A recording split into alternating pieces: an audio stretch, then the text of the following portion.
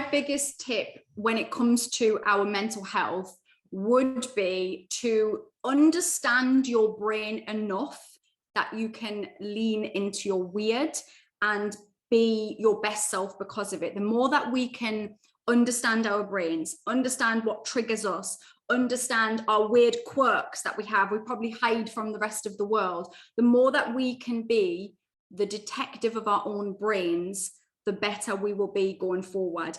And that can be really challenging, because when you are yourself, but like full out, the version of yourself that you probably mask a little bit right now, when you are that, it can be challenging because some people won't get it and some people will reject your weird. And that's uncomfortable. And that's where building our resilience comes into play. But actually, ultimately, in order to be happy, that's where we need to be. We need to be our fullest self, the most Sophie you can be, the most Holly that we can be, the most that we can be of us. And actually, the great thing, the flip side, is that you will attract your own band of weirdos that will get you and will understand you. And that will be brilliant. You will be in a nicer space. But it's always hard. There's that gray bit in the middle where being yourself feels uncomfortable. But when you get past that, it's amazing. And I'm a fellow weirdo talking to Holly Matthews. I love it. And actually, you made me happy during a workshop in Manchester. I was actually going through a really difficult time at the moment, and very shortly after, was in hospital, and it was a real dramatic time. But I still have your quotes on my wall. So can you just introduce yourself and what you do? Yes, so my name is Holly Matthews, and my background was as a TV actress. I grew up in the world of TV and singing and all of that entertainment lark.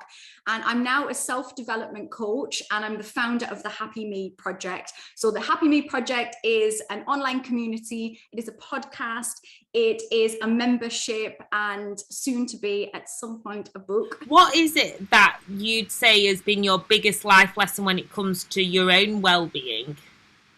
Oh, I mean, so much, but resilience would be the biggest thing, is that like building and cultivating that resilience. So we talked earlier, but when I was an actress, it was that building of that resilience of getting those knockbacks and not being afraid of those knockbacks in life, whether you're an actor or whether you work in a shop. It doesn't matter what your job is. There'll be every day of your life, we feel elements of pain, whether it's being offended by something, whether it's something you see and you compare yourself online.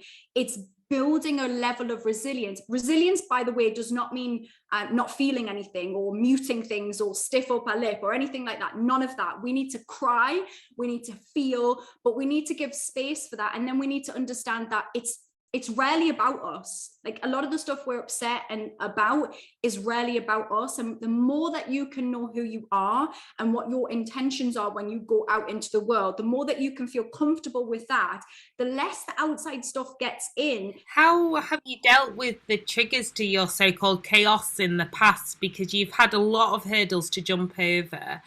Yeah. How did you deal with them? If you're happy to share some of the hurdles that you faced and how you've managed to build this resilience. I had a series of about 8 years where a ton of stuff happened in a short space of time. I had 2 babies that my first daughter was premature, and by 6 weeks I had preeclampsia. My second baby, they found out that I had autoimmune disease, which meant that I had something called, I'm going to say this wrong, but I have something called antiphospholipid syndrome. Try saying that fast. Antiphospholipid. So it means I've got sticky blood. I had to inject my pregnant stomach with blood thinners. My baby broke when she was 3 months old. The one that I had first, she had meningitis at such a young age and was in hospital with meningitis. Obviously, that was terrifying. And then in 2014, my husband Ross got brain cancer. We dealt with all of the stuff that brain cancer has to offer, and brain surgeries and highs and lows and chemo and radiotherapy and seizures and 2 tiny babies, tiny young kids in amongst that. And then his death in 2017. So within about a space of 8 years, it was like the universe just chucked some stuff and went, deal with that then. And all of that came with learning. All of that came with a lot of understanding of me and what was important. I shifted so many things in my own head. I shifted my values, my priorities, and what mattered. I couldn't imagine wanting to go back to acting. Like, I don't even now. I mean, now I'm kind of at a stage where maybe I will, for an enjoyment thing, do some more acting. In fact, I did a little bit last year, but just for fun. Like, it's not in that space where it was before, where it was like this desperate need to make it my work. Everything shifted because of those things. But when people look at my story and they, you know, it was in the newspapers and there was a lot of talk about it, and I've talked about it a lot. When people see that, it would be very easy to just go, oh God, it's all been bad. What a horrific, loads of stuff to happen. But actually, you know, it's, for every positive, there's a negative. For every negative, there's a positive. That's science. Like, whatever you spiritually believe, that's the basics of science that is there. And so for me, it's always about, okay, there was so much pain, and in Ross dying, Ross was my best friend. We were together for 10 years and we were very, very, very close to each other, always, from the second we met. But on the flip side, there is so much good that has happened. And you know, in my own personal life, my own psyche has happened because of stripping back, because of all of that pain. So a lot of stuff has gone on, but I think it's a process. So wherever you are at in your journey, your personal journey, it's just understanding that at each thing that happens, each painful thing, there will be some lesson. And sometimes that's the thing that can pull you through. Like, I know you don't want to hear that in the moment of it, but knowing that something positive can come of it. That's so true. And I always say life is like a sparkle full of light and shade, and that's what makes it sparkle and us sparkle. How did that develop into what you offer in the Happy Me project? Because now you've built a whole community around well-being and being happy. The Happy Me came off the back of exactly what I was just saying there, in that when Ross, I mean, I'd been doing that kind of stuff during Ross's cancer journey. I had been working as a life coach, for want of a better word. I never liked the term life coach, because it feels like I'm trying to tell you how to live your life, but it's one people understand. But I had been working in that space because I'd done it for myself for so many years as an actress. I knew the stuff. I just hadn't quite yet made it my work, but I was doing that. I mean, I was the kid that was the closet meditator. Like, I was going out and I was drinking Lambrini on the streets with my friends and you know, kicking about in Newcastle, doing normal kid stuff, and going home and like chanting and meditating and doing affirmations before anybody knew what the hell affirmations were. I was doing that kind of stuff because I knew I didn't want to feel bad, and I knew language was really important. How I was speaking to myself was really important. So I was doing that stuff before, but when Ross died, I needed to create. I needed to do something that made sense of the thing that made no sense whatsoever.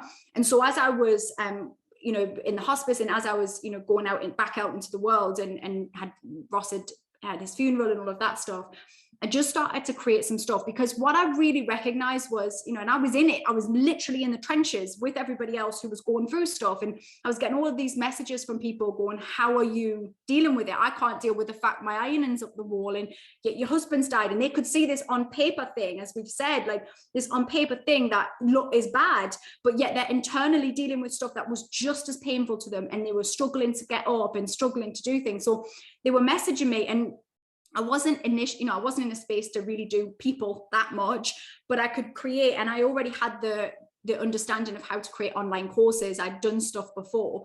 And so I thought, I'm just going to pocket this into a pocket size thing, that the stuff that I do every day that makes me not lose my head, the stuff that you're saying about like affirmations, or what stuff do I do that has become very habitual to me, and I don't even necessarily notice I do that anymore, that other people aren't doing. So I stripped it all back. I put together a 21-day course, and I just thought, I'm just going to make it as basic as possible, because I like basic, I like ease.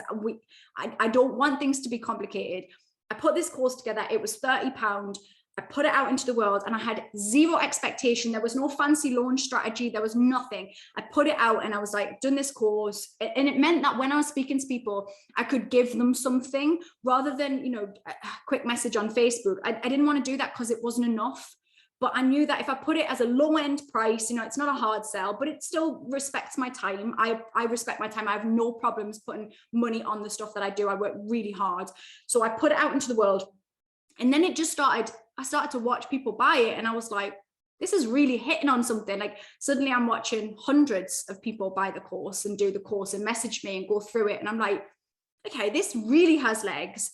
And strangely enough, the Happy Me project, the name, I'd put together like 6 years prior and did nothing with it, which is really weird. You know, you look back and you think that idea was there. It just hadn't come to fruition. It wasn't the right time. And then I started to do the workshops, which obviously I think you went to the second round of the workshops. So I started them in 2017, and I just started to meet people and get to know them and understand how similar our problems are. Thank you so much for sharing your well-being, your weird well-being tips with us. I'm all about weird, wonderful well-being. I almost want to start a movement of weird women, because I love wonderful women, all the W's. I love it. Weird. I'm down. I'm there. Let's make some kind of big thing where we can just celebrate our weirdness. I tell my kids every day, be more weird, just lean into it, just be weird. In fact, I've just looked up there and it actually is in a frame, says stay weird. So I'm on brand. I can see it in my hashtag. We'll have to do a lean into your weird, because I love being weird. I will still put on my eyeliner, but then I'll be doing yoga at the same time, and then I'll be doing Om chanting, but then effing and jeffing in my Yorkshire accent. And that's the best, and the best people do. So just lean into it all. Love it. Like you say, we might not resonate. You resonated with me because you're a no BS. We're into our woo-woo, but we're also into our kind of normal, like, just everyday stuff.